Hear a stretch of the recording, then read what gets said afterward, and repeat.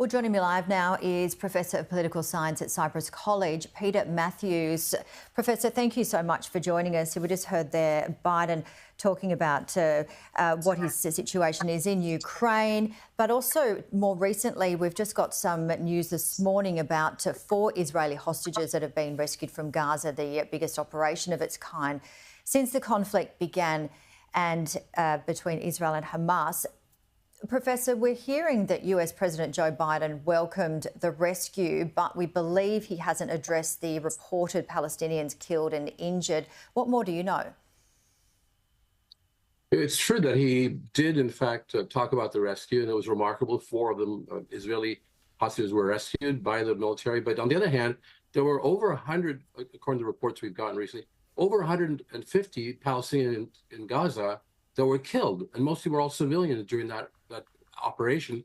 And that is hugely tragic, Jamie. It has repercussions, reverberations, because that spreads out through the civilian population. And as you know, over 36,000 Gazans have already been killed in the actions that Israel took after the October 7th kidnapping of its people, as well as the killing of its people, about 1,200 people.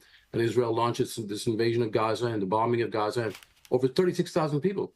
For every person killed like that, especially young men, there are going to be other people who will be resentful, and it's a fertile ground for more terrorists to arise. So there has to be a way, Janie, to negotiate this, to pull back Israel's sometimes a little heavy-handed approach to what they want to do to defeat Hamas. But they cannot defeat Hamas just through military means. They have to use political means, negotiations, diplomacy, and the U.S. should be adamant about that as well. And Biden should be looking at it in an objective way, and not just praise Israel for rescuing the hostages, they're very important, but also look at the tragedy of over 100 people, or civilians mostly, killed in the operation that were Gazans. All right, let's turn our attention to the election. It's about 5 months away, I believe. But what are the polls looking like at the moment? They're looking very, very close. And the polls, depending on who's doing the polling, can be within 1 or 2 percentage points, one way or the other, for Biden or for Trump. But the key is those swing voters in the states that are called the swing states. So about 7 states in which the vote is very closer than other states. And whichever way those states will go will determine who will become president. And we know that, looking at the primary election that just happened on Tuesday, that both Biden and Trump have lost some of their base of support in those primary outcomes, because in the primaries, between 12 and 20% of the voters on each side did not vote for Biden or Trump. And those are a bunch of people who are up for grabs. And both of them are going to try to go after those voters in the general election. And whoever is successful in turning those voters into their side and turning out their own supporters with enthusiasm will win. So it's going to be very close. People are concerned about how it's going to turn out. We don't know the implications, for example, of this upcoming verdict. That's going to be actually not the verdict. The verdict was already found, in which Trump was found guilty, but the actual sentencing of President Trump will be coming up on July the 11th. That could have tremendous implications as well.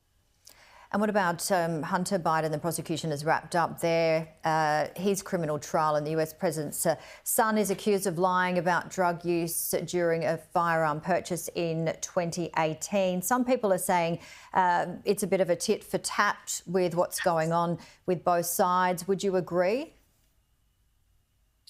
Well, I'm sure there were some people on the Trump side that are happy there's another trial going on for the other side. But on the other hand, it is important that this trial go through to see whether Hunter was guilty or not of lying on the federal document, saying that he was not using drugs, when it's possible some witnesses have seen to show an indication that he may have been using drugs at the same time that he actually signed that document to purchase the gun.